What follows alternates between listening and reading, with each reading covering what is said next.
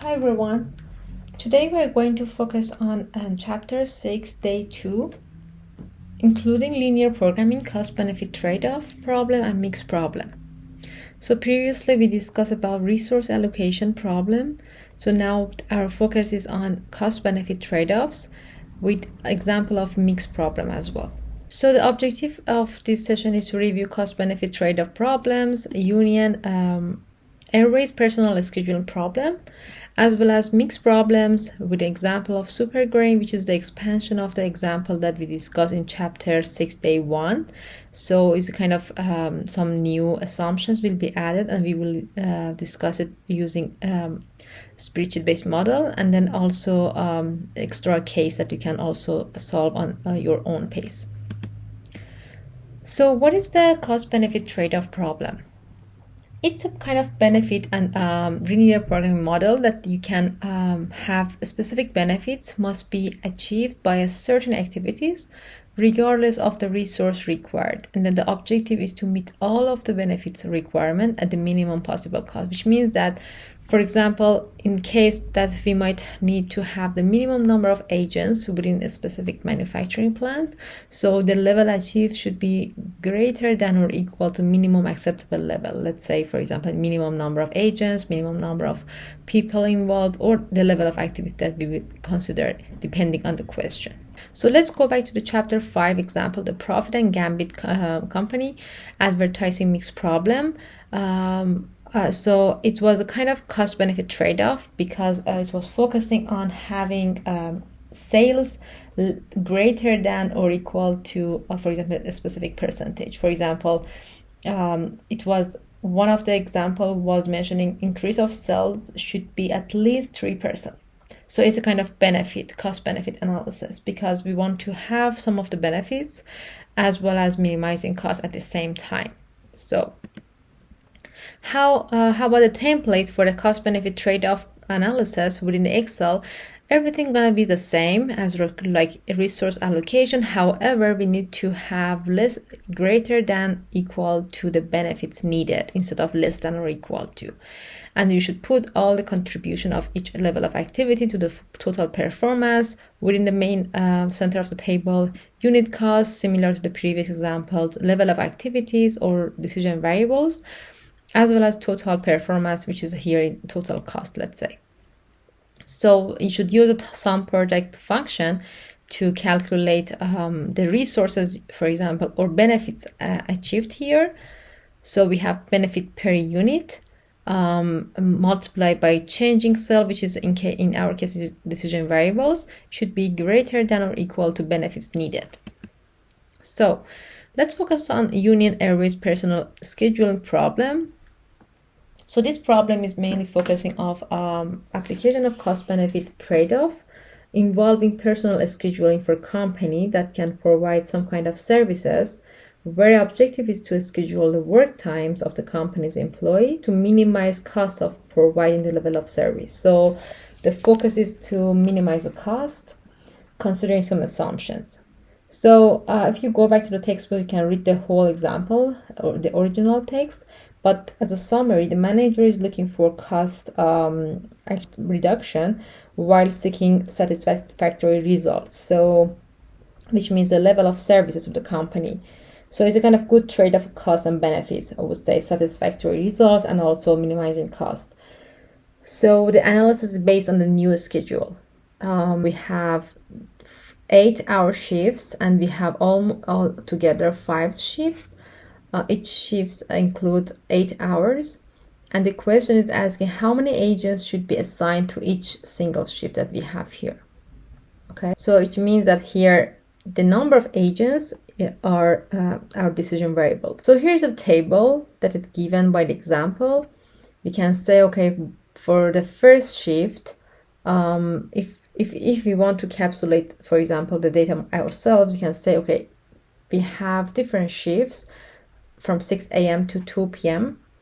and we can just put the check mark for every 2 hours shift, for example, time period that we have, and for every single 2 hours we need the minimum number of agents needed that is given by example.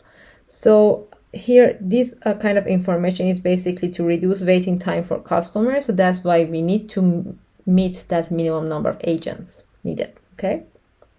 So from 6 a.m. to 8 a.m., for example, 48 members are needed minimum, and similarly for the rest. And then in this first row, we have the number of shifts, which are 5.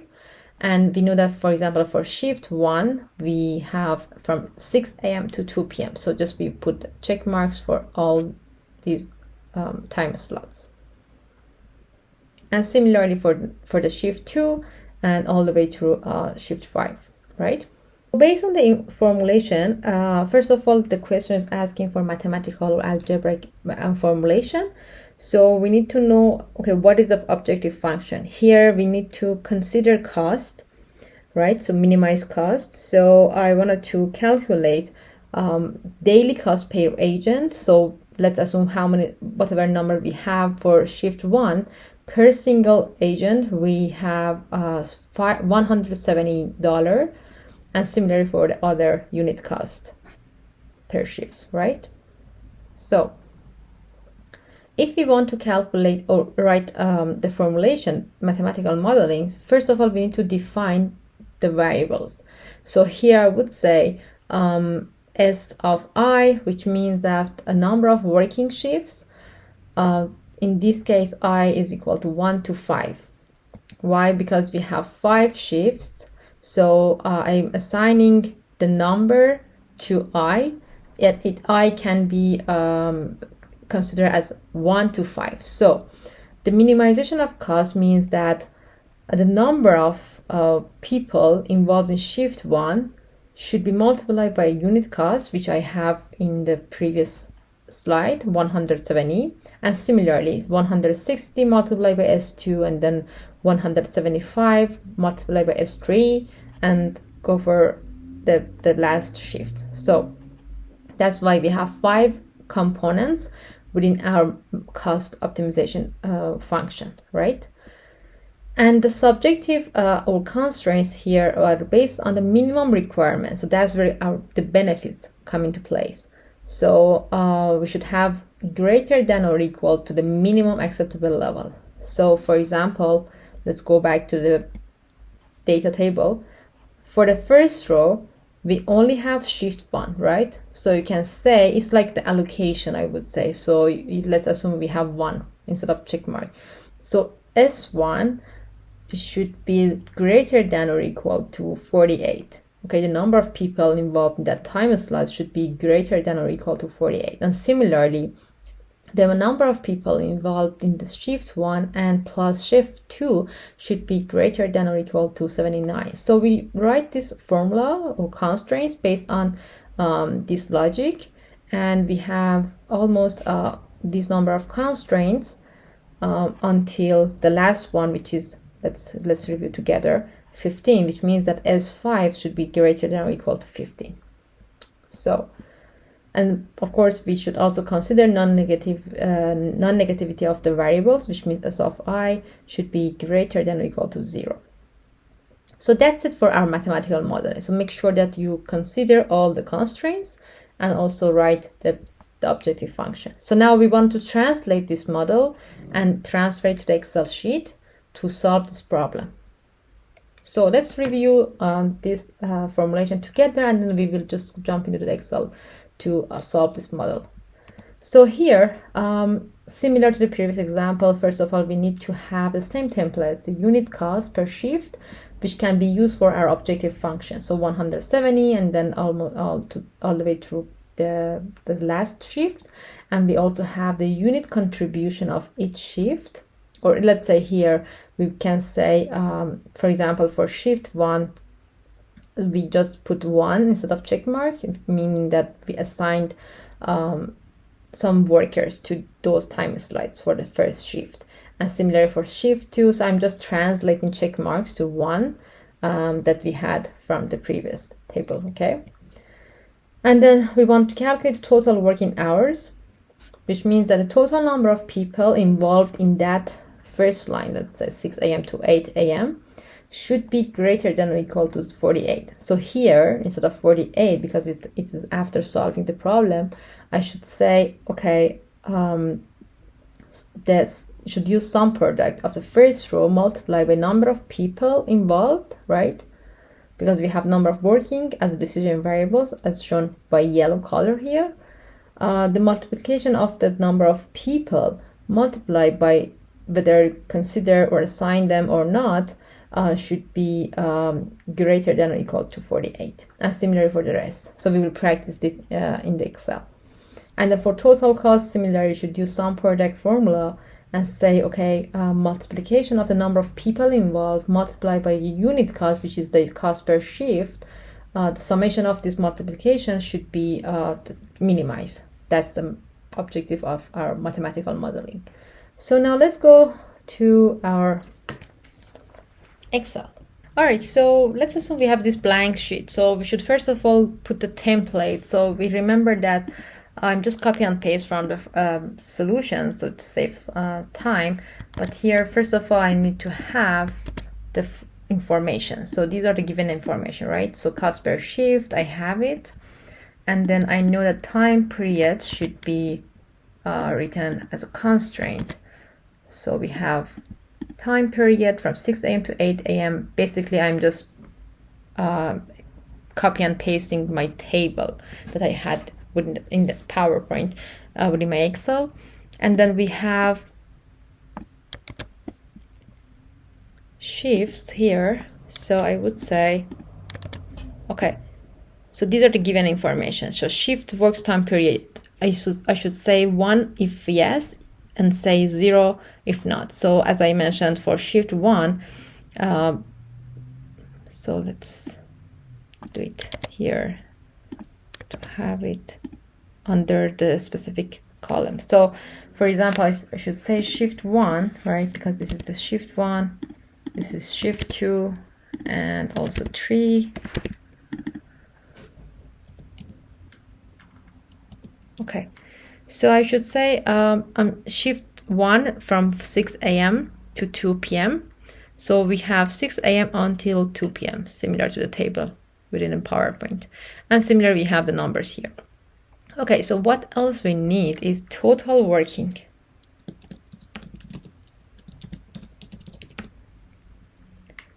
And should be the minimum needed, right?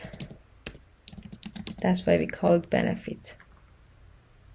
And we have the number, again, given number as per the data.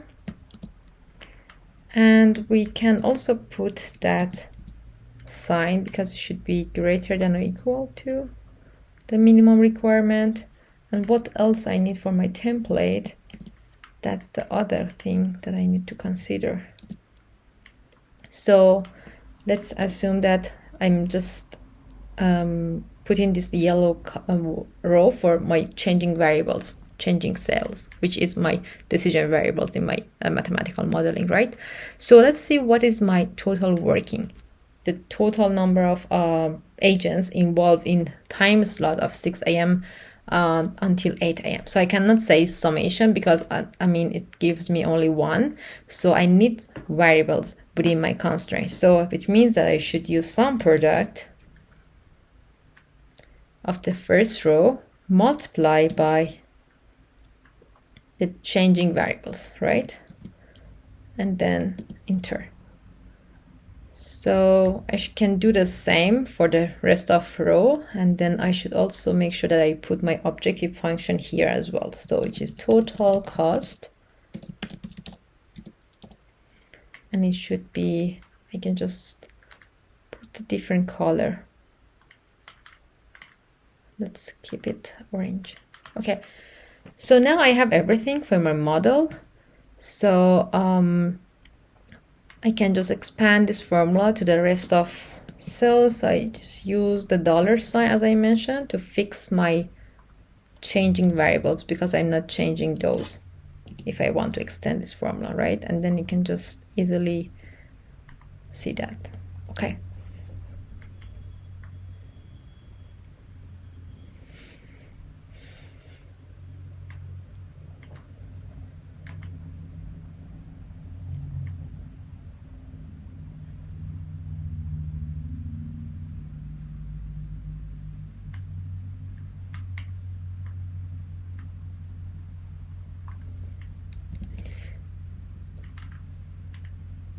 And what you can do here, so what you can do if you want to check whether those formulas are expanding correctly, you can just, for example, randomly I can select this cell. I can go to formulas and then say trace precedence, and then you can see, okay, which cells are considered for this formula. You can see, okay, the first, this row, and then also this row, which is correct, right? So that's the other way that you can double check and see whether your model is perfectly working or not. So, and then you can remove errors because you don't need that. Okay, so the last things that I need to consider is total cost, which means I should put some product gain for the number of people involved in each shift, multiply by the total each unit cost, right? I need to know the total personal cost for my problem. Okay, so now we're good to go to solve this problem.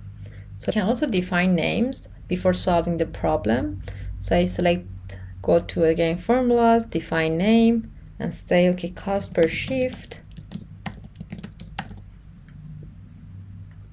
which is this row, right? I select that, enter, and select OK. And I can add another one, which is minimum needed. Again, selecting the whole column, enter, OK. So when you define name, you can also check those in using formula tab, so you can see these names. And then at the end, we will paste those lists as a dictionary for my spreadsheet model, right?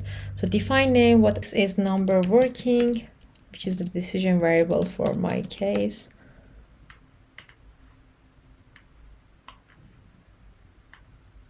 And enter, select OK. And the next one, shift works time period, right?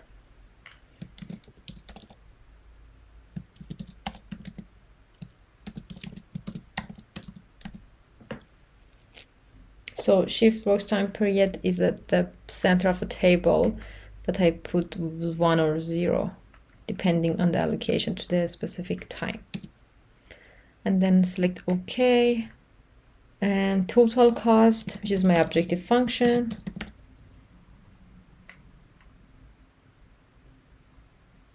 Select enter and OK. And the last one is total working, which is the formula I use for my constraint, for benefit constraint, right? Total working, which is the first column here.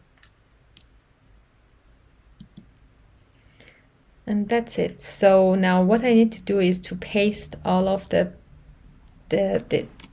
names that I defined depending on the cell's references. So I should select paste name. I would say paste list because I will need all of them. Okay, so we should have this table, which is very good. Now we're ready to solve this problem. So go to data and solver. So we have, first of all, make sure that you select minimum because we are going to minimize cost. So set objective function to this cell, right? And then we will select by changing cell, which is this part. And then we should add constraints. So now I wanted to add all these benefit constraints. So add cell reference, which is the whole left-hand side.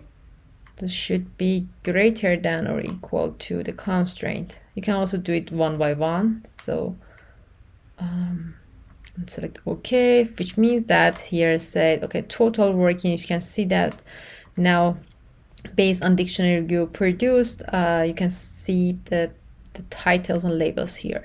So objective function total cost, which is correct, and then number of working, changing variables, and then total working should be greater than or equal to minimum needed, right?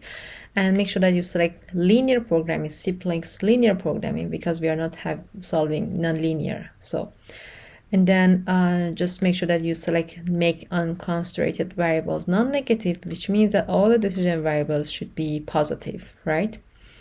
And we cannot have negative number of people. So now we are good to go to solve this problem. So select and hit the solve button.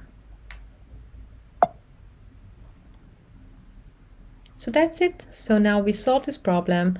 So now the question, we can answer that, okay, so per each shift, how many number of people we need? For example, for first shift, we need 48, 31, and so forth for the last shift. And then we can also see that our constraints are satisfying based on the numbers that we achieved, right? So yeah, that's it for this example. So now let's go back to the slides. So the summary of the formulation for cost-benefit trade-off problem. So we should identify the activities for the problem at the hand. So which means this is the same case for all of the mathematical modeling. So what is you are going to answer? What is the level of activities? And identify an appropriate overall measure of performance. So mostly it's cost, but sometimes profit. What for the cost-benefit analysis, it's mostly cost. So for each activity, we should also estimate a contribution per unit, right? For example, in our case, it was the cost, unit cost per level of activity, per number of people involved within each shift. So this is, we call it contribution per unit.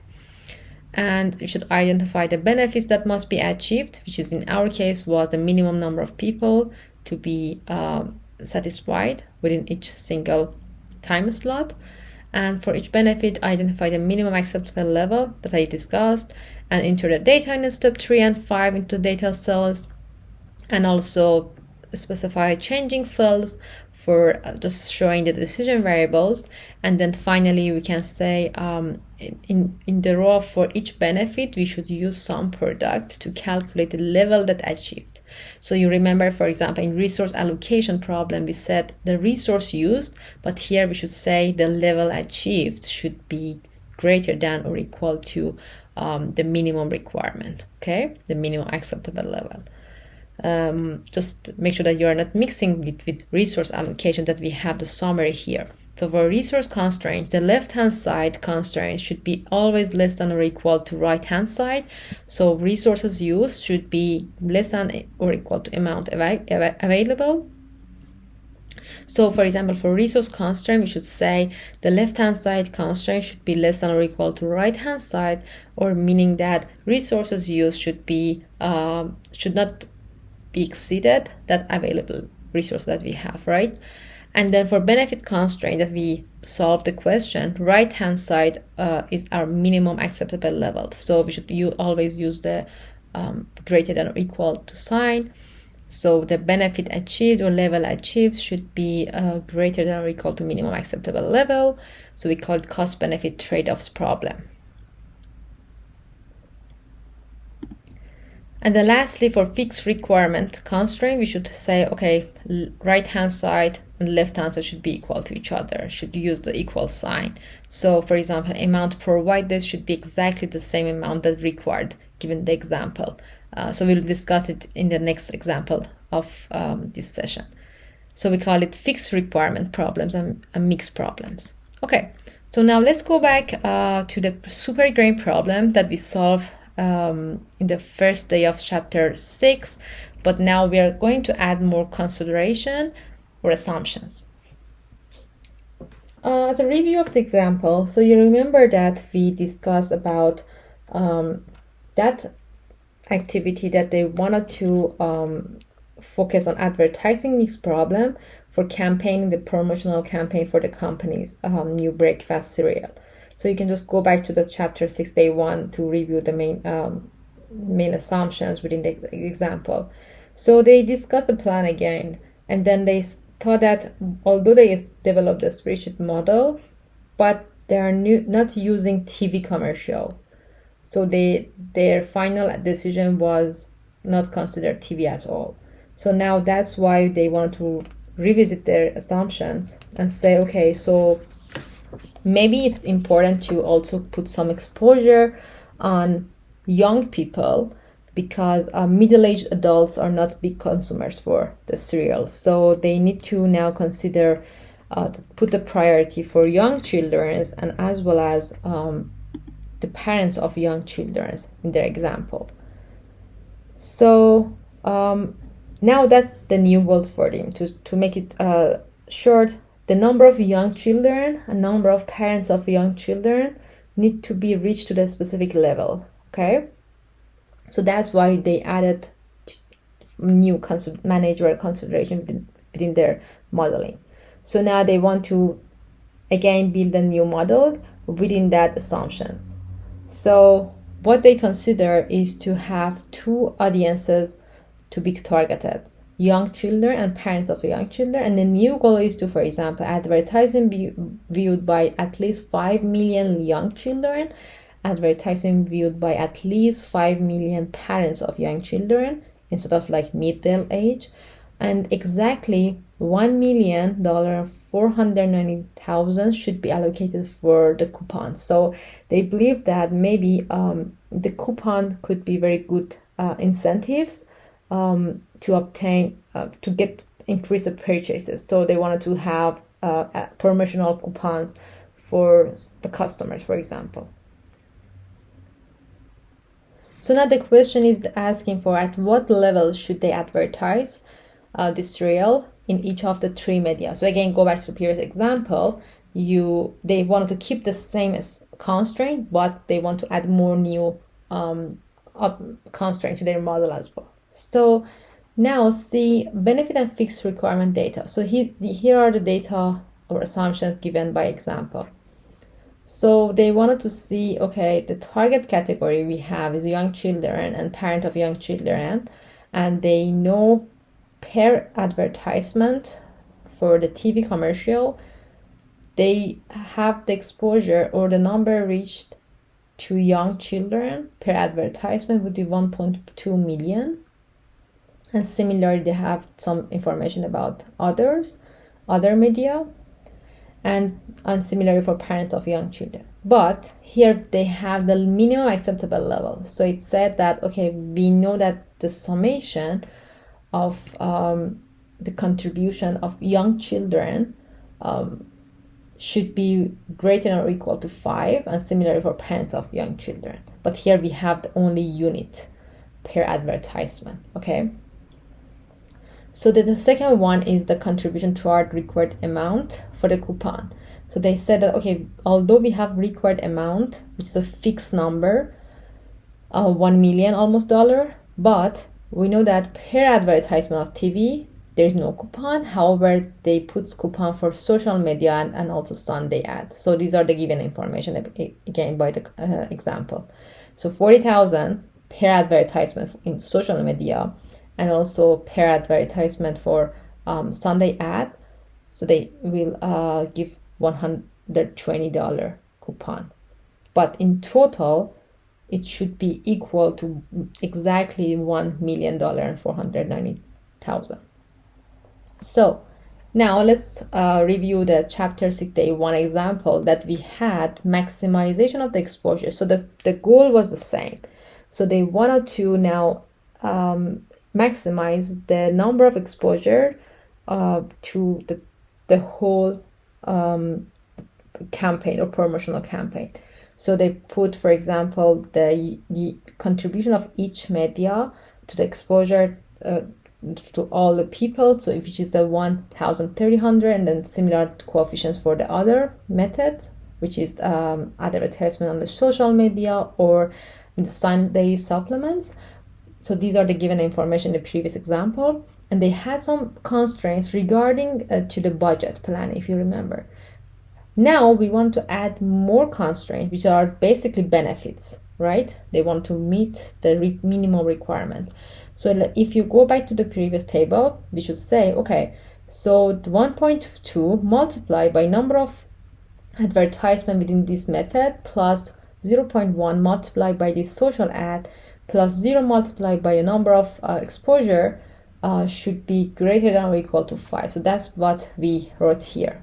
1.2 multiplied by number of commercials for television plus 0.1 multiplied by the variables of number of advertisement on social media and plus 0 should be greater than or equal to 5. And similarly for the parents and for the coupon.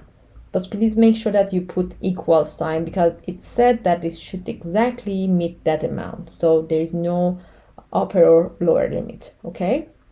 And then also all the decision variables should be greater than or equal to 0. So now within that constraint, we have resource limitation, here budget, and we also have benefit constraints. So now we have kind of mixed problem. So we want to now solve this model. So template for mixed problem, it seems that we are just combining resource allocation and benefits, cost benefit model, okay? So we have, first of all, we have the resource used less than or equal to resources available using again sum product, and benefit achieved that we solved the previous example with the personal scheduling. So similarly, we should have sum product of the benefits that we are going to achieve should be greater than or equal to benefits needed, or we can put the equal sign, which is a kind of fixed requirement, okay? So the requirements either is fixed or kind of greater than or equal to minimum acceptable level. So going back to like our example, if you want to see a spreadsheet model before jumping into Excel file, we have the same structure, right? So we have again unit exposure per advertisement method, which is mentioned in the example, and we also have cost per ad, which was in the original example in day 1, and also now we have new information in this part.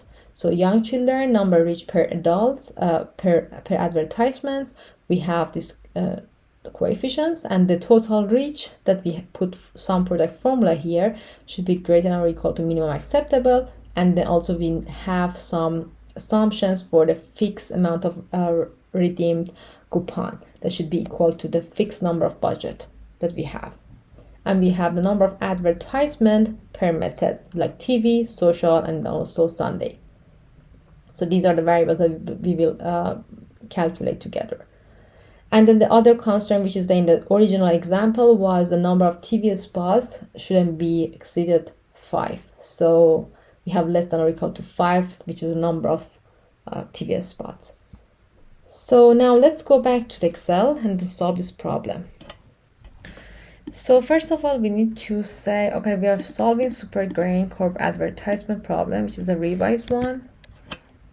So I put, okay, so I have some of the information for myself. I will just copy and paste. I'm using the same template.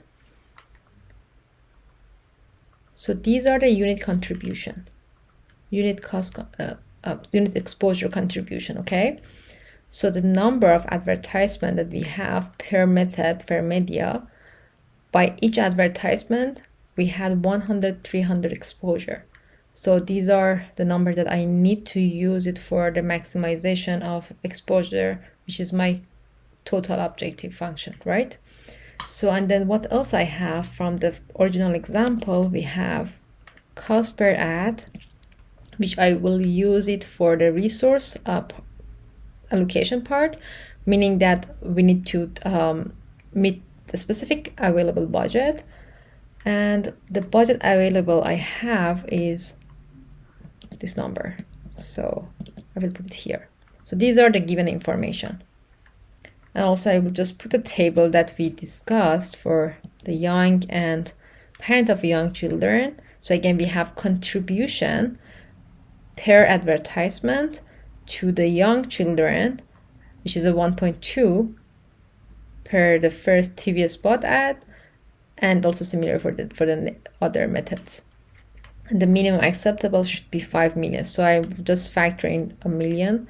So that's why we have 5 instead of 5 million. And then we also have the number of cost per coupon. So here's the next one. So altogether, if I want to review, we have the unit contribution per number of advertisement, the exposure, which will be used for the objective function. The next one is a cost that I will use for the budget constraint. The next one is the benefit constraint that I need to satisfy the minimum acceptable level. And then last one is a fixed requirement, which is for the required amount that I need for my coupon redemption. Okay, so the last one, I need to put the number of ads, which is my decision variables. So these are template I'm trying to build in my Excel sheet, and I will put total, let's say, exposure,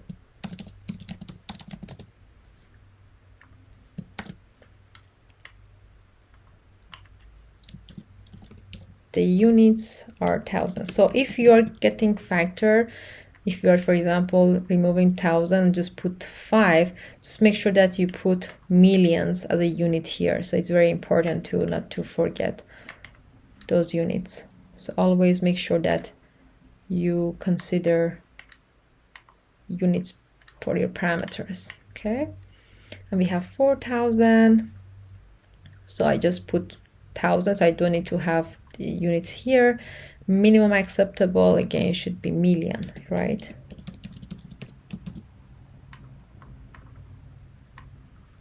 And so these are the important information. Always check your units. And we have now the coupon redemption per ad. We don't have any for the TV, but we have plans or coupons for social media and also Sunday ads, and that's it. So now we have total exposures. I will clarify as orange somehow, and we're good to go to put our formula. So we have budgets.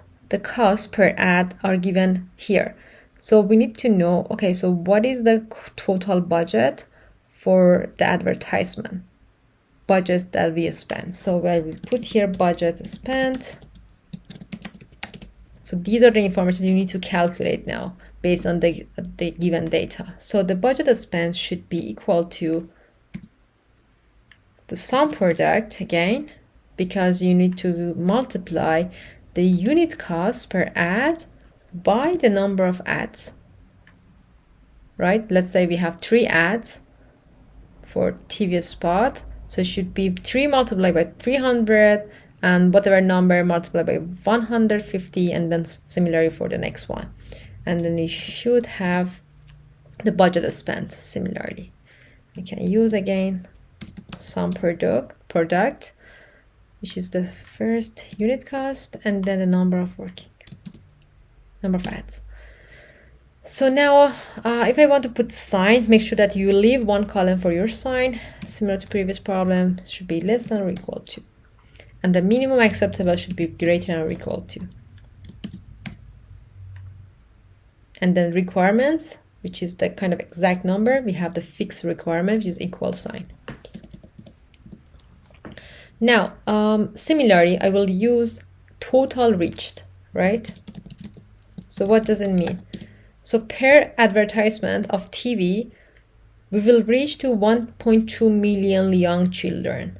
Okay, so these are the contribution per unit of advertisement, per advertisement. Okay, in each media we will contribute to the benefits, let's say. So we will contribute to 1.2 million young children if we have one advertisement under TV spot, and similar for the rest. So I need to say I want to make the whole contribution or benefits greater than or equal to 5 million number, right?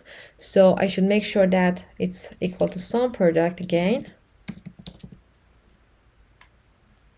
the unit contribution multiplied by the number of advertisement. And similarly, we have that for the next case, next constraint.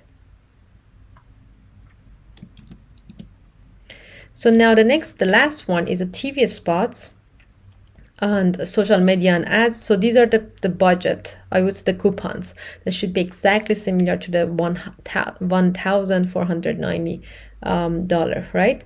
So I would say it's equal to, again, each unit redemption per ad, sum product, each unit contribution multiplied by the number of advertisement. So that's it. Or we take factor again for 1000 for all of these numbers. So I can also put thousands here.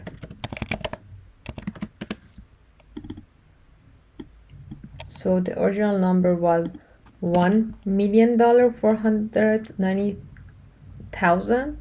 So that's why we just take 1000 factors. Similarly for million for the number of exposure, and also the budget available. So we have the thousands here as well to make the calculation easier. Okay, so now we can do the last part. First of all, I need to also add another constraint for the number of TV spots that is mentioned in the original example in chapter 6 day 1. So the number of advertisement for the first media TV spot should not exceed 5. So you should have less than or equal to 5. This kind of resource again constraint. So we can also add the total exposure, which is going to maximize equal to sum product, the exposure contribution of each advertisement to the exposure, and multiply by the number of ads per media. So now that's it. So we are now good to go for solving this problem. So go to the data tab, and before again moving to solving, we can definitely define name for all of the range that we need for our modeling. So budget available, this is one of the range that I need. So it's gonna be the budget available part. Press enter, okay, and define name again for budget spent.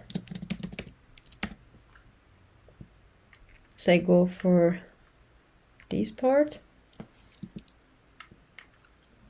that I need for the budget constraint. So the next one, coupon redemption per ad. So let's see.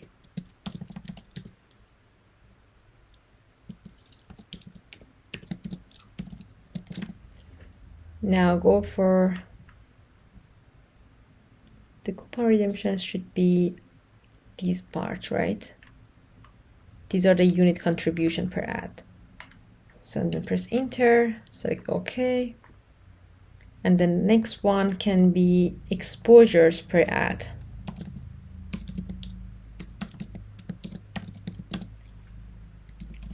The exposures per ad is the one that I need to use for the objective function, right? Because we're focused on maximization of the exposures. And the next one, max TV spots. So maximum number of TV spots. So I can have the fixed number.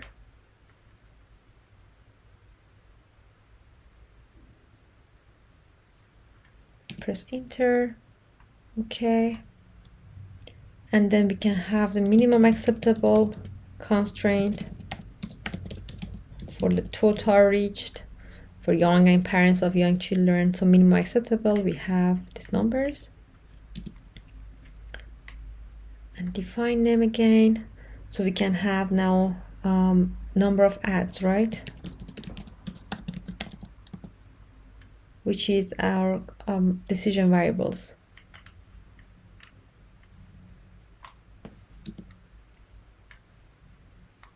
And so we have number reached per ad, which is the unit contribution of each ad to the exposure of young or parents of young children. So we have this column and rows.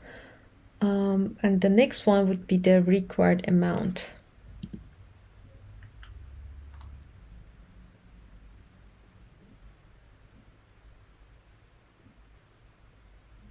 And we have total exposures. So now we have total reached which is our formula that we put here. Select OK. We have now the total exposures, which is our objective function.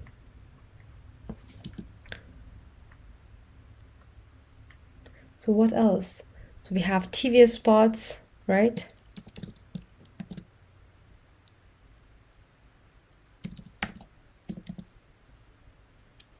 That is one of the constraints that we need for the resource constraint. So I put that variable only. So, and the next one would be the total redeemed that we calculate by the formula, which is the one cell here that we put the formula. So I guess we finished everything. Yeah, I guess I have everything now.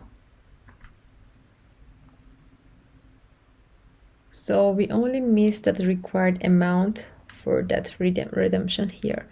So maybe we need to go to again to define name and then say, okay, required amount, which is the given information, and put that to the model. Okay, so we have everything, and you can use that paste name and paste the whole list. And when you solve the model in the solver, you can see the dictionary name.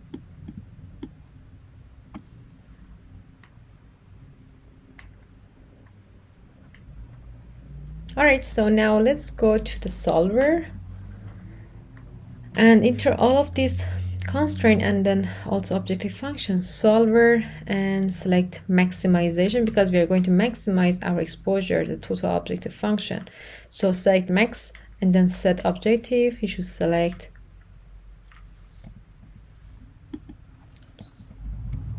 this one. And then changing cells should be this one, right? And what is the constraint? So we should add constraint here. The cell reference, I will start with the resources. So the cell reference, these two resources, okay, these two should be less than or equal to the constraint that we have. The next one is the benefits. So we should have greater than or equal to, for the cell reference, again, total reach should be greater than or equal to the constraint.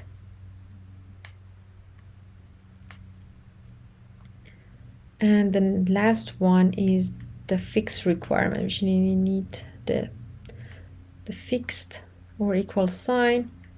Again, the number, the total redeemed should be equal to the constraint, which is this number. And we also have another one, which is the TVS spots, these decision variables should be less than or equal to 5. Okay. I guess I need to go it by. Okay. So this one, right? And then I guess we're good to go. So we can just double check the names here. Budget spent, less than or equal budget available, TVS spots, correct, and then total reached. So we put that dictionary to follow our constraint at the end to review and see, okay, everything are fine or not. Yes, we're good to go, and we have the simplest LP. Just check on constraint variables non-negative, and we can just solve it.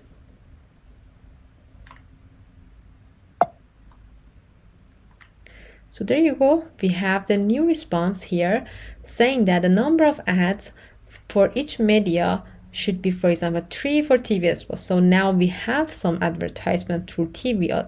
However, for the previous example, without considering these two assumptions, we had 0 almost for the TVS spots. So now they can say, okay, we have a new problem, the mathematical modeling, that we can not only maximize the exposure, but also we can use the TVS spots and also target the young and parents of the young children within that new consideration. So yeah, that's it for today. Examples, and just make sure that you also have the total redeemed here to make your model complete. So now we label everything and we have solved the model, right? We have the total exposure, the number is achieved, and then we also calculate the decision variables. So now for the next part, we also have the case 6.2. You can just practice this case on yourself and then just apply whatever learned through this session. Thank you. Have a good one.